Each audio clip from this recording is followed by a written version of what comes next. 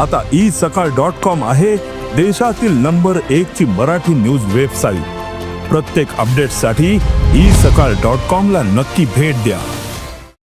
सन्माननीय पक्षाध्यक्ष राज ठाकरे साहेबांनी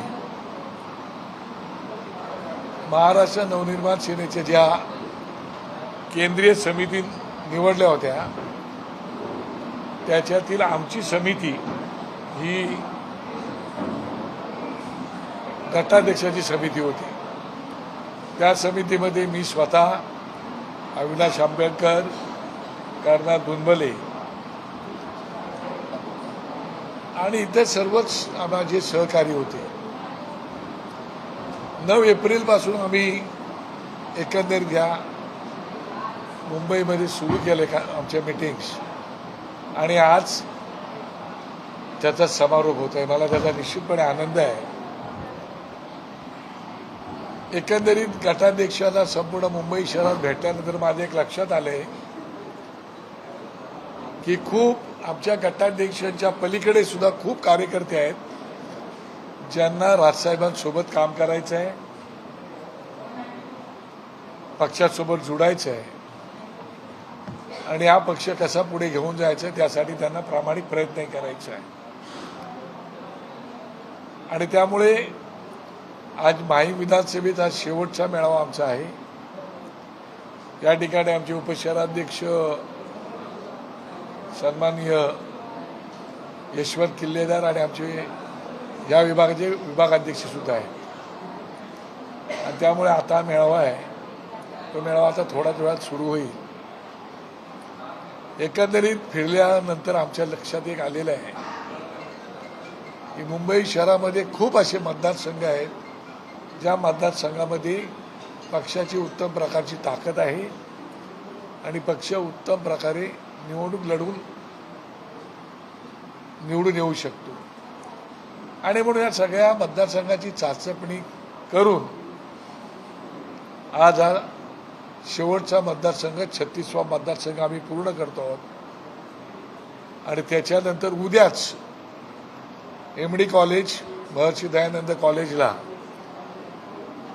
माझ्या गटाध्यक्ष समितीची जी एक 200 लोकांची टीम आहे त्या टीमची उद्या सायंकाळी 6 वाजता MD कॉलेजला मीटिंग आहे आमची आणि त्या मीटिंगमध्ये आम्ही पुढे आपल्याला आता काय करायचं त्याच्या काही सूचना आम्ही करणार आहोत।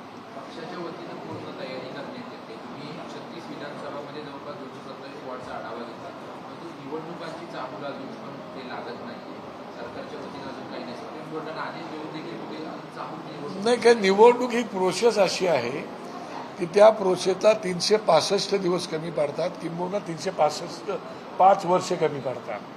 त्यामुळे कंटिन्यू चालणारी सतत चालणारी प्रोसेस आहे आणि त्या सतत चालणाऱ्या प्रोसेसमध्ये सातत्य असण्याची आवश्यकता आहे आणि त्यामुळे प्रोसेस आधी घेऊन आम्ही पुढे चाललेलो आहोत।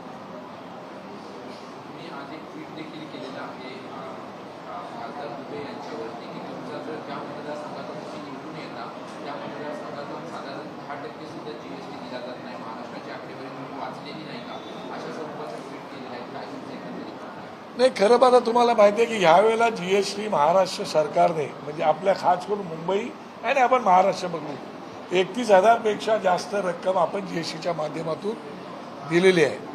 झारखंडने मला वाटतं एक 1700 काहीतरी कोटी रुपये दिलेले आहे। बिहारने काहीतरी साधारण एक 2,500-3,000 कोटी दिलेले आहे। UPने एक 9,000 कोटी दिलेले आहे आणि महाराष्ट्राचा एवढा प्रचंड वाटा आहे आणि म्हणून मी त्यांना ट्विट केलं की तुम्ही तुमचा अभ्यास जरा कमी पडतोय, तुम्ही तुमचा अभ्यास करा आणि नंतर बोला, कारण तुम्ही एक जबाबदार लोकप्रतिनिधी आहात। लोकप्रतिनिधी जबाबदार असताना आणि केंद्र शासनामध्ये आहात तुम्ही म्हणजे दिल्लीमध्ये आहात तर तुमचा अभ्यास पण तसा असला पाहिजे, तुमचा अज्ञान दिसता कामा नये। पण त्यांचा आणि अभ्यासाचा काय फारसा जवळचा संबंध मला काय दिसत नाही त्याचा।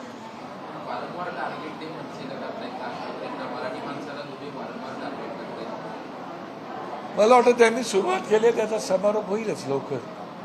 कुठेतरी त्यांना कळेल की आपण ही चूक केलेली आहे, हे निश्चितपणे कळेल आणि मला वाटतं साहेबांनी मीरा भाईंदरच्या मीटिंगमध्ये जे काय भाष्य केले ते तुम्हाला ज्ञात आहे त्यामुळे पाहू आता पुढे काय करायचं. भाष्य केलंय ते ज्ञात असून सुद्धा अशा या खासदारांच्या वक्तव्यामुळे तेढ जास्त निर्माण होतोय का? मराठी हिंदीचा वाद मोठा होता दिसतो. बिलकुल नाही. मुळात तुम्ही ज्यावेळेला राज साहेबांनी या पक्षाचा जन्म केला त्याची पहिली मीटिंग ज्यावेळेला 19 तारखेला शिवतीर्थावरती झाली होती त्यावेळेला साहेबांनी असं सांगितलं होतं की या महाराष्ट्रामध्ये पिढ्यानपिढ्या राहणारे जे कोणी आहेत इतर भाषिक, मग ते उत्तर भारतातले असो कुठलेही असो, दक्षिण भारतातले असो किंवा इतर ठिकाणी असणारे, ते पिढ्यानपिढ्या इथे राहतात ते आमचेच आहेत, त्यांना आम्ही आमचे मानतो. एवढं क्लिअर कट पहिल्या भाषणात सांगितलं होतं. आता आम्ही जर त्यांना आमचे मानतो तर त्यांनी आमच्या या महाराष्ट्राला स्वतःचं मानलं पाहिजे, मराठी माणसाला मानले पाहिजे, मातीला मानलं पाहिजे, मराठी भाषेला मानलं पाहिजे. एवढी जर भावना आम्ही ठेवली तर चुकीची आहे मला वाटत नाही. सर, मला मी ठाकरे बंधू एकत्र येऊन प्रश्न विचारायचा आहे की ज्या ठिकाणी उद्धव ठाकरे उघडपणे म्हणतायत की आम्ही एकत्र आलेलो आहोत किंवा आम्ही भविष्यामध्ये एकत्र येऊ, मात्र तशी भूमिका राज ठाकरेंकडून दिसत नाही. तर त्यांनी कोणतीही अजून ठोस भूमिका माध्यमांसमोर असेल किंवा इतर त्यांनी कुठलीही भूमिका ठोस भूमिका म्हणजे काय ते मला अजून कळलं नाही. मला कळत नाही. राजसाहेबांनी तो जो विषय होता, मर्यादित विषय होता, मराठी भाषेच्या विषयावरती त्यांनी मर्यादित आपलं काय निवेदन होतं त्यावेळेला त्यांनी केलेलं आहे. त्याच्यात उद्धव ठाकरे साहेबांनी जे काय भाषण केलं ते आपण सगळ्यांनी ऐकलेलं आहे. त्याच्या पलीकडे कुठल्याही गोष्टीला एक वेळ असतो. कुठलीही गोष्ट ही तात्काळ कुठली गोष्ट होत नसते. आणि आतापर्यंत तुम्ही जर आमचा अनुभव पाहिलात तर आम्ही एकटाच छलोरेच्या भूमिकेमध्ये आतापर्यंत होतो आणि आतापर्यंत आम्ही तशा निवडणुका लढवलेल्या आहेत आणि तशा निवडणुका लढवल्या ही सगळी प्रोसेस चालू आहे. कशासाठी चालू आहे? त्यामुळे तो विषय हे दोन भले ठाकरे बंधू असले तरी ते दोन अभिव्यक्ती आहेत, त्यांना स्वातंत्र्य वेगळं आहे. त्याच्यामुळे ते दोघे ठरवत आहेत की नक्की आपल्याला काय करायचं काय नाही करायचं ते. त्याच्यानंतर ते दोघं ठरवतील त्याच वेळेला त्याच्यावरती काय भाष्य होईल. अजूनपर्यंत त्याच्यावरती ठरलेलं नाही. पण तुम्ही राज ठाकरे साहेबांचं जर नीट भाषण त्या दिवसात ऐकलं तर राज ठाकरे साहेबांनी आपल्या भाषणामध्ये शेवटची एक ओळ बोललेली आहे. तुम्ही ती जरा काळा भाषणाने तपासून बघा. त्या असं शेवटच्या ओळ, सगळ्यात शेवटची ओळ आहे की बाळासाहेबांचं स्वप्न खरं होईल, पूर्ण होईल. असं ते मला आता कसं होईल काय मला माहिती नाही, पण ते बोलले.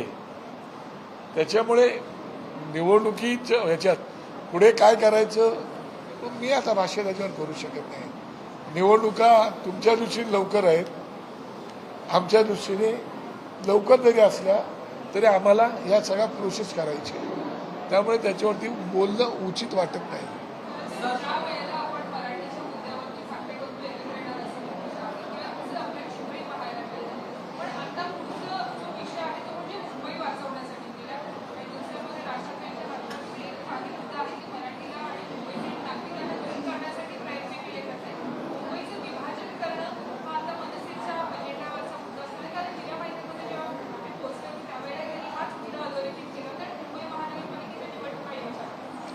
तुम्ही पुन्हा लक्षात घ्या की ह्या मुंबई महानगरपालिकेच्या निवडणुकीपुरतं मर्यादित हा विषय नाही आहे.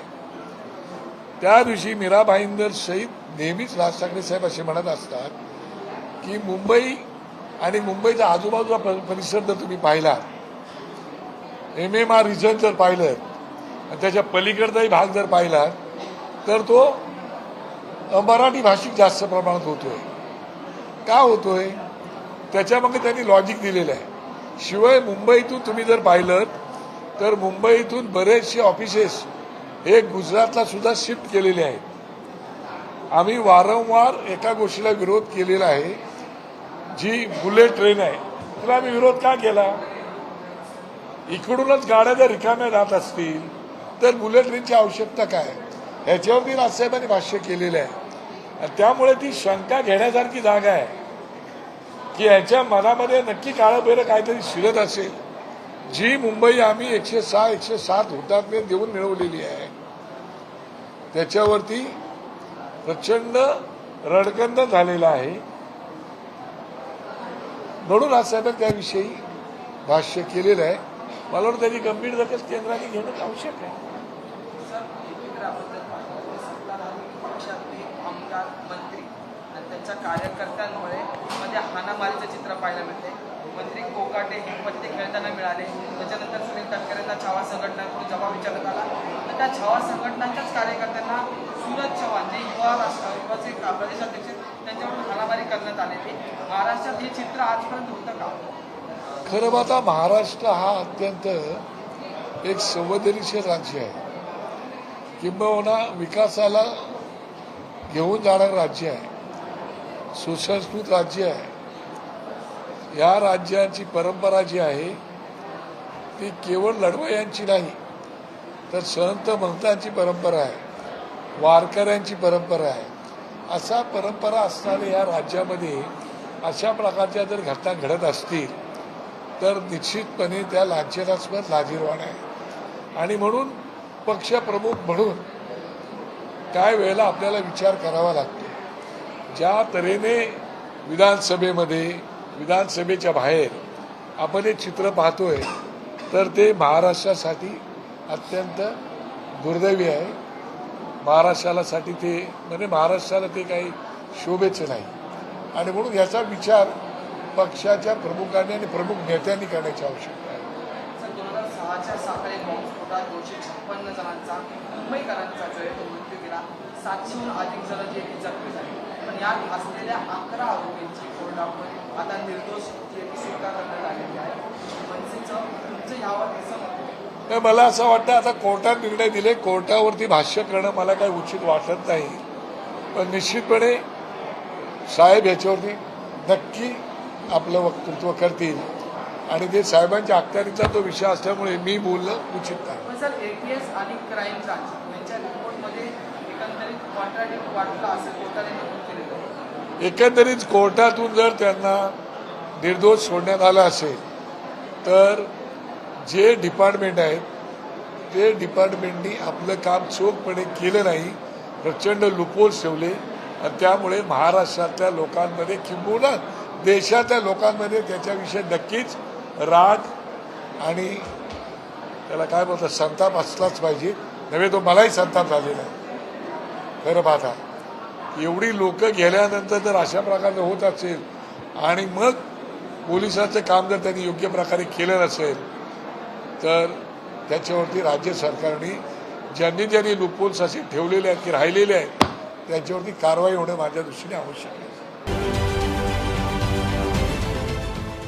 देश विदेशातील प्रत्येक घडामोडींचे लाईव्ह अपडेट मिळवण्यासाठी आता साम टीव्हीच्या सर्व सोशल मीडिया प्लॅटफॉर्मला लाईक, फॉलो आणि सबस्क्राईब करा.